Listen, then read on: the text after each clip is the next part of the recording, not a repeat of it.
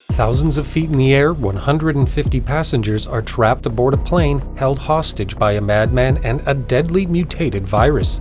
Hello, and welcome to our channel. Emergency Declaration is a high-speed Korean thriller from 2020. Today we'll be reviewing and recapping the events of this film. So let's check it out. At a busy airport in South Korea, a strange man, Ryu Jin-seok, asks a desk attendant what flight he can get on with many other passengers.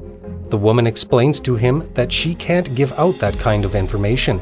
Inconvenienced, the strange man is rude to her and leaves without buying a ticket. We see various people going about the same day. A detective, Gun Lee-ho, on his way to work, on the phone with his wife, Hee-on, who, flying out of Hawaii, and a father and daughter, Jae-hyuk and Soo-min, preparing to check their luggage in. Soo-min rushes off to go to the bathroom. Ryu Jin-seok is in the bathroom and is painfully cutting a hole in his skin and inserting a strange metal tube into the wound. He hears a noise from a cubicle and goes to inspect as Jae-hyuk rushes in to collect her. In-ho arrives at the station where a colleague tells him some weirdo has uploaded a video to the internet threatening to attack a plane that day. He watches the video with his colleagues and In-ho suggests they go to the nearby neighborhood this guy is from. Si-won follows Jae-hyuk and Soo-min out of the bathroom and asks prying questions about how old she is, why she doesn't have a mother, and where they're going. He sees they're going to Hawaii. Jae-hyuk tells this weirdo to leave them both alone. In-ho and his partner Yoon-cheol arrive at Si-won's apartment. The door is open and the place stinks. They search the place as the Hawaii flight is boarded and the flight prepares for departure. As the plane takes off, In-ho discovers a shrink-wrapped dead body in Si-won's apartment. Backup arrives, and as they search the apartment, the forensics team thinks the man was poisoned. They also find a series of tapes. Watching them back, they see a man putting some kind of substance into a cage filled with mice. The mice all begin to bleed and die. It's a rapidly spreading powdered virus. On the plane, Jin-seok goes to the toilet and removes the hidden tube from the wound in his arm and sprays it like an aerosol around the bathroom. He watches as Soo-min is about to go in, but an old man who needs to go beats her to it, and she gets lucky. Coming out of the bathroom, the man complains that there's something wrong with it. He says that there's stuff falling from the ceiling, so the stewardess goes and checks it out. This slow build of tension on the ground and in the plane, it's executed with the typical style you would expect from Korean filmmakers. Jae-hyuk notices a passenger next to him is watching the video of a man threatening to attack the plane, and he sees that it's the same man who harassed him in the airport and who is now on the plane with them. He tells the staff that he's sure it's him and tells Soo-min to tell her that all the passengers are going to die. The head stewardess gets Jin-seok's ID, which confirms he's a scientist. She tells Jae-hyuk that they will keep an eye on him for now, but that's all they can do. Back on the ground, In-ho confirms with airport security that Si-won is on the flight to Hawaii, the same flight as his wife. He urges ground control to pay attention to the situation and tells them this is a biological attack. The passenger who pushed in front of Soo-min is starting to feel the effects of the virus. Stumbling to the restroom, his nose starts to bleed and his eyes burst in a spurt of blood. Running into the cabin, he cries out for help as he vomits in a pool of blood on the floor and collapses, dead. Jae-hyuk pins Jin-seok against the wall, revealing the wound in his armpit. The pilot comes out and recognizes him immediately. He attempts to run, and as the passengers swarm and drag him to the floor, he pulls out the vial of the virus and sprays it into the air. The plane resumes a feeling of normality. Jin-seok has been arrested. We learn that Jae-hyuk and the plane's co-pilot, Hyun-soo, have a history together. We don't know what, but whatever it is, Hyun-soo doesn't like him. Scattered coughs appear throughout the plane, and though the situation is now calmed a bit, we can sense that things are about to get worse. On the ground, Kim Hee-jin, the transport minister, is called to quarterback the situation. She's briefed the virus is already spreading throughout every passenger on the plane. This speech to the gathered officials is spoken over footage of passengers falling ill and worrying while some try to convince themselves it's nothing. At the briefing, In-ho says they need to bargain with Jin Seok. They must communicate with him to understand why he chose this plane and what he wants. Aboard the plane, Jin Seok takes the call. When asked why he's doing this, he says he has only one reason, because he wants them all to die, and that it's fun. Enraged, Hyun-soo shakes Jin Seok and demands answers, but he stops Jin Seok, suddenly vomits blood on himself. He never planned on getting out of here alive. Suddenly, the plane is thrown into chaos as the captain collapses at the terminal. The plane spins as it crashes violently toward the ocean. The moment's chaos is truly thrilling. They're mixing numerous techniques to ramp up the tension to nearly unbearable levels. Jae-hyuk manages to climb to the front of the plane. Pulling the pilot off the console, he is able to continue the plane's journey. Unfortunately, the crew discovers that Jin Seok has also died. On the ground, the story of the incident has leaked to the press along with videos from passengers aboard the plane.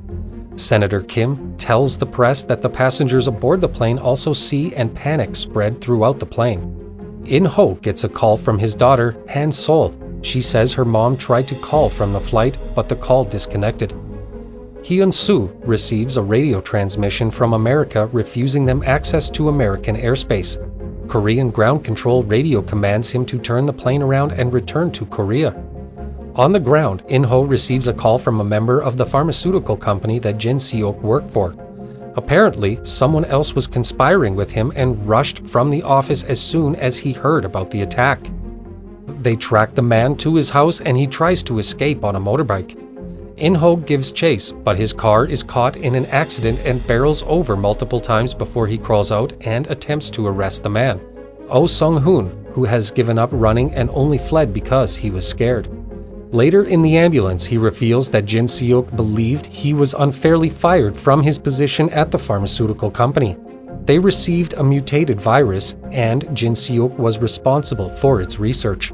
When the virus leaked and killed 2 of the 3 researchers, the company blamed Jin Seok, using him as a scapegoat for their mistake. In-ho jumps out of the ambulance. He wants to know where the third person is, the survivor of the research team. Aboard the plane, Hyun-soo reports that he's not feeling so good as the symptoms of the virus begin to take hold.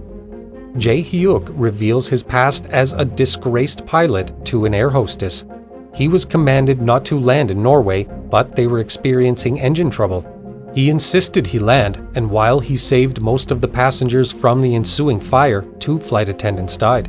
One was Hyun-soon's wife. This explains 2 things. 1, why Hyun-soo hates Jae-hyuk, and why Jae-hyuk has such a terrible fear of flying. In-ho visits the final survivor of the original virus exposure. She reveals that the pharmaceuticals company Brycom employed Jin Seok has access to a cure and a vaccine for the virus. Jae-hyuk and Hyun-soo got reacquainted with each other in the cockpit. Jae-hyuk reveals that he and his wife have recently divorced and the stress has brought on eczema in his daughter, which is making her life difficult. A friend of his runs a light aircraft business in Hawaii, and they were planning to move there so he could teach flying and the clean air could cure her eczema. In-ho and Minister Kim arrive at Brycom HQ and demand access to the treatment of the virus. Relief and joy sweep the plane and the ground as the passengers and their families hear the news that they're all going to be okay. Hyun-soo starts to cough up blood, and as he breathes heavily, he admits that they'll need to land in Narita in Japan, and their fuel sources won't last all the way to Seoul. Japanese ground control, however, is refusing plane access to any of their airports. The plane refuses to obey, and Japanese air forces pursue them. A fighter jet hangs menacingly over the craft. As they continue on their path, the fighter pilot blasts a series of deafening warning shots past the plane. The bullets rattle past the plane, and the passengers fear for their lives. As the breakneck descent to Japan continues, they attempt to pull up from the ground to avoid any further aggression from Japan.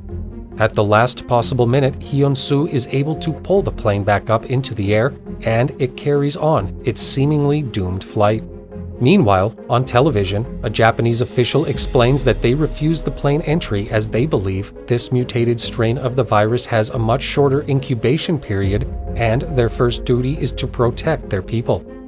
The sense of relief on the plane quickly vanishes as the passengers learn that the cure may not be effective against this stronger version of the virus. The debate begins in Korea as to whether or not they should even accept the plane back into their country. It's an impossible decision for Minister Kim to make. In-ho breaks into the virus containment center at gunpoint. He thinks if he can inject himself with the virus, they can test the antiviral on him. If it works, the plane and his wife will be allowed to land. In the air, the message returns to the plane that protesters on the ground are furious about the chance of the plane landing in Korea. Public opinion is dead set against it, and an outspoken group of people thinks this plane should be shot down. The passengers try to understand their point of view. They carry a deadly virus that could cause massive damage to their country, so maybe it's best if they don't land. The plane reaches an agreement that gets back to Jae-hyuk. They have all agreed that they don't want to land.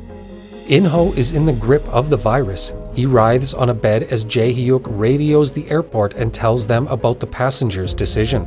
The sound of his message plays out across televisions and speakers as the public stops to listen with bated breath. Silence descends across the people as he tells them what their true intentions really are.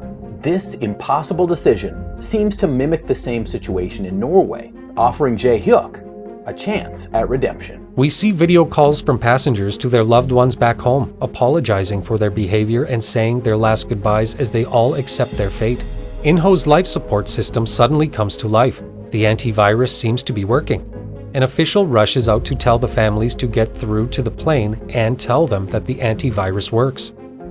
The passengers receive messages that the antivirus is effective. Jae-hyuk messages for confirmation of this unbelievable news. As the plane readies to land, the plot thickens again as the fuel runs dangerously low. There is a nearby airfield where the plane can land, but with all the systems failing, it's going to be tight.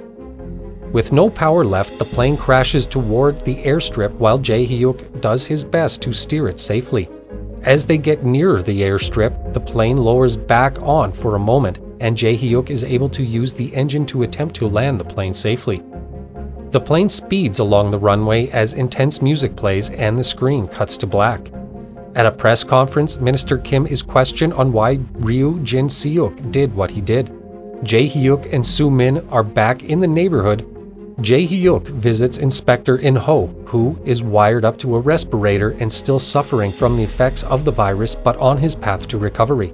We fade out on images of the passengers aboard the plane after Jae-hyuk performed the successful landing, and a bird's eye shot of the craft as emergency services come to the rescue, played over by Claire de Lune. And this is a piece of music that is used in every movie to let us know things are okay. Korean cinema is always a treat to watch. They can take a classic genre, popularized in Western cinema, and then always bring in an exciting foreign twist, making it fresh all over again. Here, they've taken the disaster genre, and they've fleshed it out over an entertaining 2.5-hour movie with plenty of fresh, original beats and plot threads to keep the story constantly developing while staying thrilling and gripping. Performances are great across the board, and the realistic way the disaster is captured and dealt with makes for an exciting blockbuster experience. Please subscribe to our channel to be notified when we upload, and don't forget to suggest movies that you want us to recap in the future in the comments down below.